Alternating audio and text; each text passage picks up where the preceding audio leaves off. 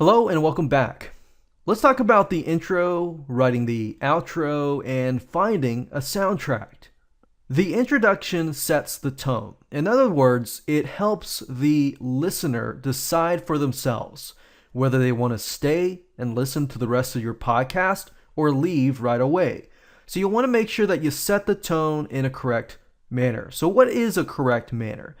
Well, the correct manner is knowing your audience and how can you relate to your audience. And that's crucial. So you want to make sure that whether it's your voice or whether it's somebody else's voice, that you can relate to your demographics. So you really need to know who your audience is. Is it mainly male? Is it mainly female? Is it mainly teenagers, kids, whoever? Older, seniors, grandfathers, grandmas, fathers, wives, husbands, different types of careers, and things like that. So if you can relate to the person right away and show them that you've experienced what they're experiencing, or you can help them in such a way, they are likely to stay. You don't want to sell just yet. There are a lot of podcasts out there that will say, hey, come visit my site right away. People don't care about that in reality. And yes, it might work in some situations, but people, what they care about is how you're going to solve their problems. If you solve their problems, they're going to naturally want to know more about you. So I recommend don't sell yet. You can tell a little bit about you and your sites, but don't sell yet. Try to provide as much content or show that you are about to provide content first and foremost. And the goal is also to get people into the right mindset before they begin to listen to your podcast. If you can get them into the right frame of mind, then you can actually create a high converting podcast and a high engagement podcast before you even ever have gotten started. So that's the beauty of an intro.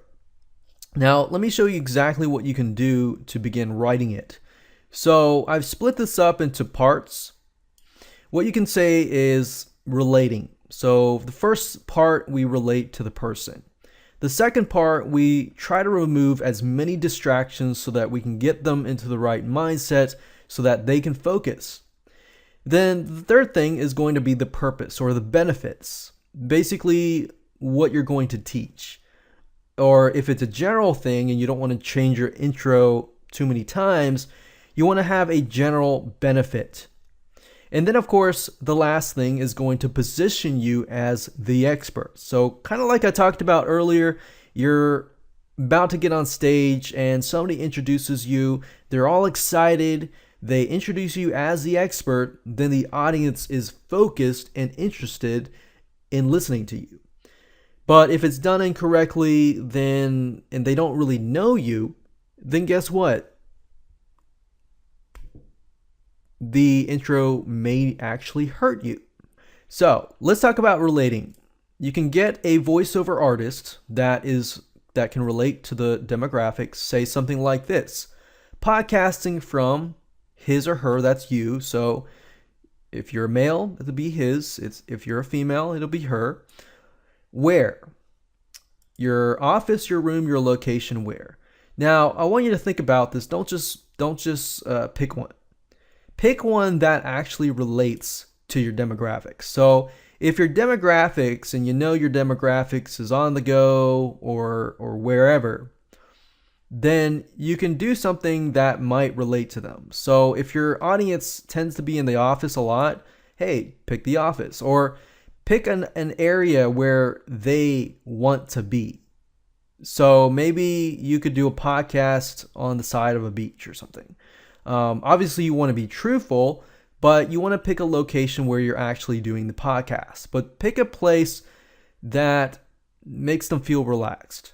So you can say office, room, location, where, your car even. It can be anywhere. So basically, where somebody wants to be. Then from your city, state, country, you can be city, state, you can do state, country, or just state or country. It's up to you. Just location, just makes it more personable. Then remove distractions. Grab a cup of coffee, glass of water, something relaxing, grab a pen and paper. Basically, get them in the frame of mind of, okay, this is what I want you to do. Grab something that is enjoyable, because this is going to be enjoyable. And then think about distractions. Put away distractions. What distractions? Focus on your demographics. Do your demographics have children? Maybe say something like, okay, put the kids to bed. Maybe your demographics don't have a lot of, children. Maybe they're mainly working a lot. Maybe they don't have children, or maybe they're a single parent, maybe whoever. Basically focus on your demographics, because this is a great way to relate to them. So put away the distractions. List the distractions. Not too many, just put one sentence or two sentences, or just a few words. Then the purpose. You can say, get ready to learn how to blank. And this will be the main benefit of your whole podcast. So in this case, you're learning to create a podcast. So if I was making a podcast about how to learn how to create a podcast, I would say, get ready to learn how to create a podcast that will do what? Because the podcast needs to do something, right? The end result is that it's going to brand you as an expert and bring you sales. So that's what I'm going to put, right? So that's an opportunity to put the benefit. And then the last thing is going to position you as the expert. Now, here is your host for blank. That's going to be your company name. Not your name, but your company name or your podcast name. Basically what you're going to put up on iTunes. So that's going to rebrand you. And then, of course, you can also position yourself as the expert. So your expertise, I could say podcast expert. And then your first name, and then, of course, your last name. So you can pause this, copy this if you want to. I'm going to go through really quick, and I'm just going to write this out for you. All right. So I'm going to paste this here. Let's start with this here. Okay, I'm going to remove relate and say podcasting from his, let's say,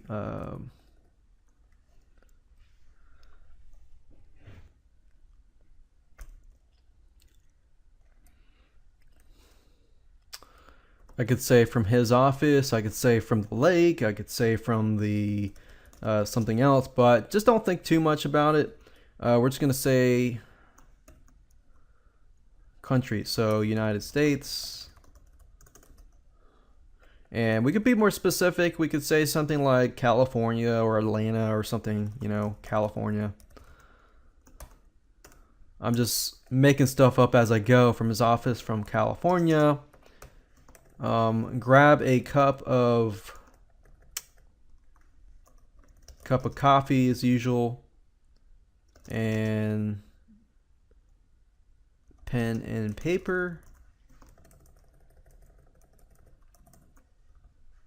and okay, so let's say, for example, my demographics, they tend to be really busy. They have their iPhones on them a lot. So I can say, put away your mobile phones. And focus on my demographics. Mobile phones. Grab a cup of coffee. A pen and paper. And put away your mobile phones. And when I write scripts for voiceover scripts, I like to break things up so that when the voiceover artist is reading it, they emphasize things in the beginning. So I tend to put like verbs in the beginning and break them up. And get ready to learn how to create a podcast that'll brand you as the expert and bring you sales.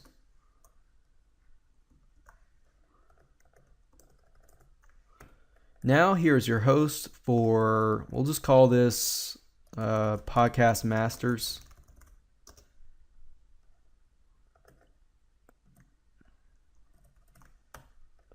And here's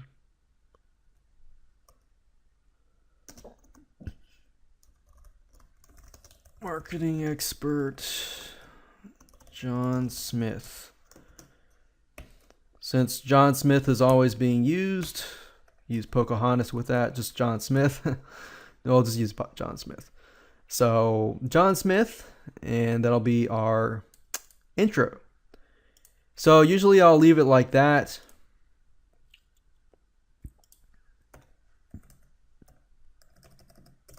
And I'll just say final intro. And usually I will do something like this.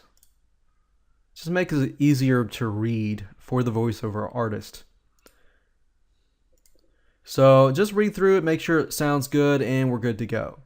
Now, the outro, on the other hand, is going to be like this. So let me run through it really quick. The outro, basically the purpose is to get people to share your podcast, get them to listen to your other podcasts, and get them to your website. So people like to be shown appreciation. So you can say, thanks for listening to your podcast. So whatever that might be. So in this case, we could say something like Podcast Master. So I'm going to go ahead and just copy this over so I can show you as an example. So thanks for listening to your podcast name, first and last name, call to action. Tell people to do what? Share the podcast with your friends and families and colleagues. Go to yourdomain.com, which is going to be your domain. And then, of course, point to your other podcasts. Make sure to check out location of your podcasts. Tell them specifically where it's going to be as well. Now, this is an opportunity to get them to listen to your other podcasts or to get them to your site. You don't have to do what I'm doing, but I'm just giving you some information on how to, get them to take action. So, normally with this formula and blueprint, if they really enjoy your podcast, then they're probably going to want to check out your other podcasts. That's going to be natural. You rather have people that are interested in your stuff to come to your site rather than people that are not interested. And that's why I'd recommend that you put it at the very end. Now, in terms of the length of your podcast, you shouldn't go too long. Go look up some podcasts and see how long they are to get an idea of your niche and what people are looking for. So I'm going to go ahead and fill these in. So thanks for listening to Podcast Masters or Marketing Masters, whatever, with John Smith. So the voiceover actor person is obviously going to say something like, thanks for listening to Podcast Masters with John Smith. Enjoyed this podcast? If so, we hope you will share our address at www.yourdomain.com to your family, friends, and colleagues. And then, of course, you can say, make sure to check out, you can say the specific section or www.yourdomain.com/podcast for more podcasts. We look forward to sharing with you another session of Podcast Masters.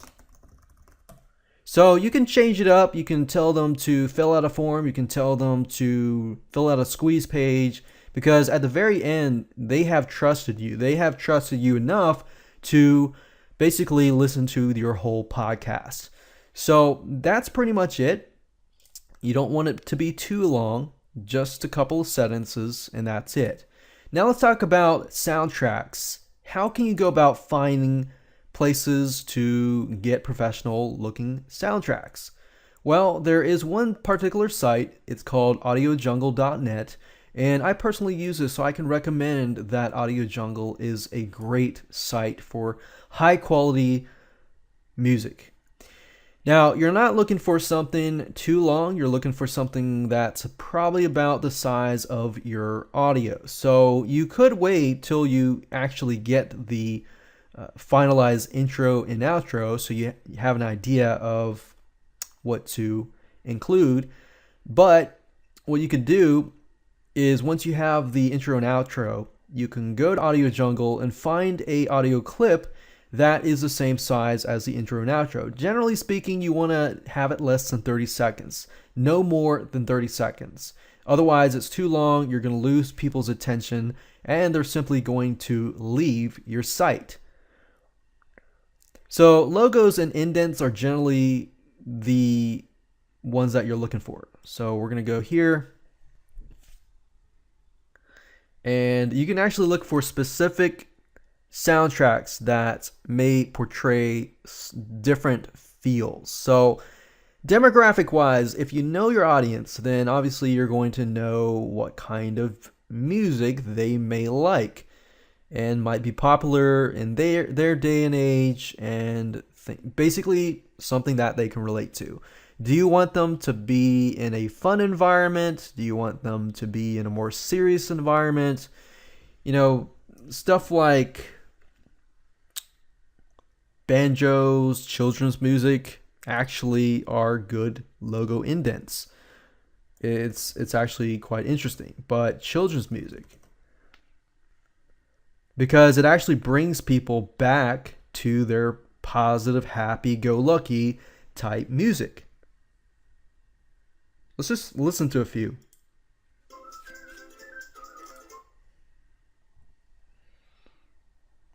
All right, so let's play that again.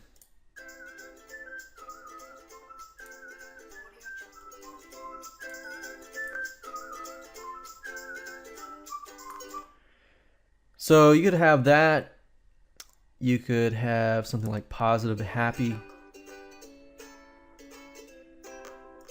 Or you could have something more serious. In fact, if you go to music and you go under here, you can actually see all the different categories. You can look for, motivational music, serious business music. In fact, I can type that in right now, like corporate logos and indents.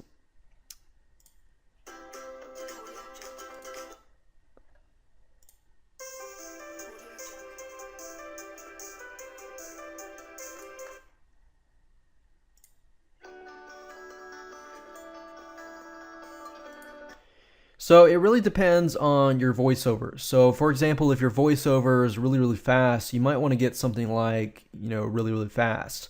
Not necessarily a rock and roll, but something of that tune. If it's slower, then obviously you want to choose something that might be slower and more peaceful and impactful. So definitely try it out. Go to audiojungle.net. Let your family, friends, colleagues give you some ideas about, okay, does this sound good? Does this sound good? I would definitely pick something, but also talk to somebody also in your demographics to see what they think as well. Because if you think about it, once you have set, then you want to stick with it. So that's it. Let's move on in the next video.